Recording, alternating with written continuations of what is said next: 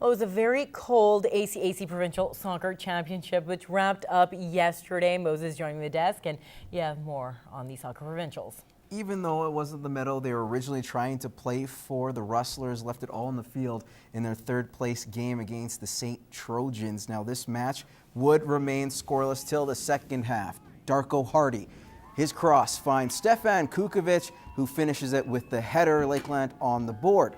Now, in stoppage time, the Trojans, one last chance. The ball takes a deflection right to a Trojans player. It appears that they scored the equalizer, only to have the goal wiped out because of an offside call. The Rustlers get the 1-0 victory, capturing bronze in Omar Amador's final game.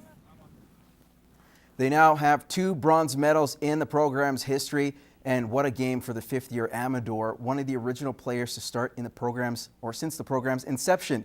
He says goodbye after a brilliant career with a tournament all-star nod. Despite missing out on a spot in nationals, the Rustlers look poised for another run. Going into the tournament, they only had 3 players with playoff experience. Next year, they'll have as much as 18, with only 2 guys not returning. Very impressive. Meanwhile, the red-hot Nate Ooks took on the top-ranked Keano Huskies in the gold medal match. Nate had goals from Dexter McLaughlin, Anoop Sahota, and Bruno Zebi, while solid goalkeeping for the Ooks helped them earn their 3rd ACAC title in 5 years.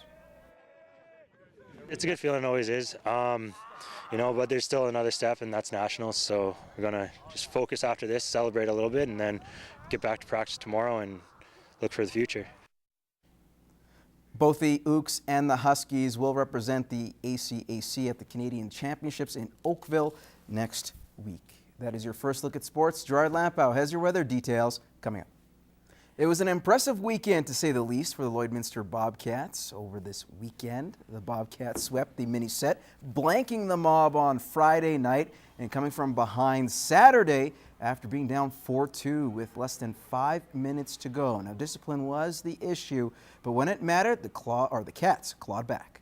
You can never take the character, the work ethic, desire that these guys have to win a game. I think we just have to be smarter, that we don't put ourselves in any of those unfortunate type situations where eventually it's going to come back and cost you. And if we can learn from that and get better in that area with the character and the desire these guys have to win every night, they're a tough team to beat.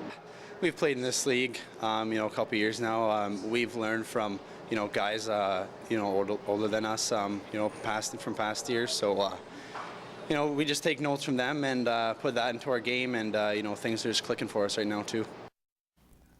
The Bonnyville Pontiacs wrapped up their 4-game Southern Alberta road trip with another overtime loss, 4-3 against Okotoks. Adam Wilson led the way with a goal and an assist, while Kyler Henn and Ryan Black chipped in with a goal each. The Pontiacs are back in action Saturday night when they host the Bobcats. To midget AAA hockey now, the Baker Hughes Bobcats hosted the SEAC Tigers on Sunday and will pick it up in the second period. With the Bobcats up 2-0, Tigers turn it over behind their own net. Kobe Moore says thank you very much, a natural hat trick for him. Home side with a 3-goal lead. Late in the period, though, Tigers man advantage. High point shot goes off glass. Slater Dykema, Johnny on the spot. Then on the power play, again, Tash Bowles with a snapshot going high blocker side. The Bobcats lead cut to 1. But in the third, the home side puts this game to bed. Morgan Scriber with the goal. Bobcats double up the Tigers by a score of 4-2.